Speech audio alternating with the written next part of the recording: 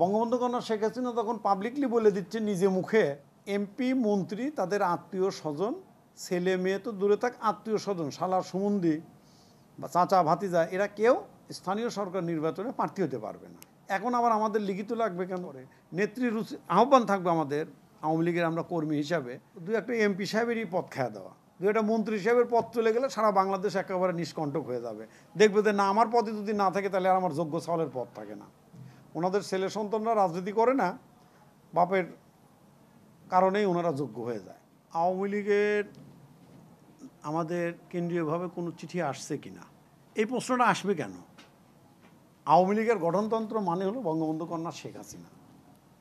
বঙ্গবন্ধু কন্যা শেখ হাসিনা তখন পাবলিকলি বলে দিচ্ছে নিজে মুখে যে এমপি মন্ত্রী তাদের আত্মীয় স্বজন, ছেলে মেয়ে তো দূরে থাক, আত্মীয় স্বজন শালার সুমন্দি বা চাচা ভাতিজা এরা কেউ স্থানীয় সরকার নির্বাচনে প্রার্থী হতে পারবে না।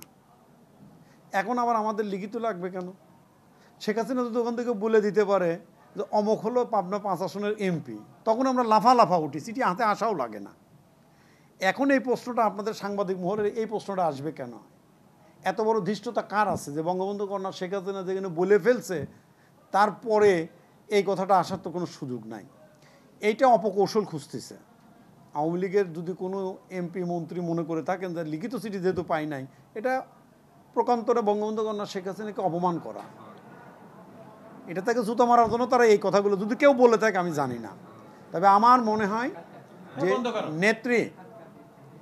নেত্রী শেখ হাসিনা উনি যেহেতু নিজে বলে ফেলছে, সেই ক্ষেত্রে প্রথম ধাপের সময় ওনার মুখ দিয়ে এই বিষয়টা আসে নাই। প্রথম ধাপে ওনার মুখ দিয়ে এই বিষয়টা আসে নাই, কিন্তু প্রথম ধাপের নির্বাচনের পর সমগ্র বাংলাদেশে সমগ্র বাংলাদেশের যে কয়টা উপজেলায় নির্বাচন হচ্ছিল সেখানে এমপি মহোদয়, মন্ত্রী মহোদয়দের আত্মীয় স্বজন, সন্তান, পুত্র প্রার্থী হওয়ার পরে ওই দেখা যাচ্ছে যে অপর প্রার্থীগুলো বাইর ডেকে নিতে বসা দেওয়া, কিডন্যাপ করার মতো ঘটনা ঘটছে দেখেই আওয়ামী লীগ রক্ষা করার কারণেই বঙ্গবন্ধু কন্যা কিন্তু এই সিদ্ধান্ত নিয়েছে।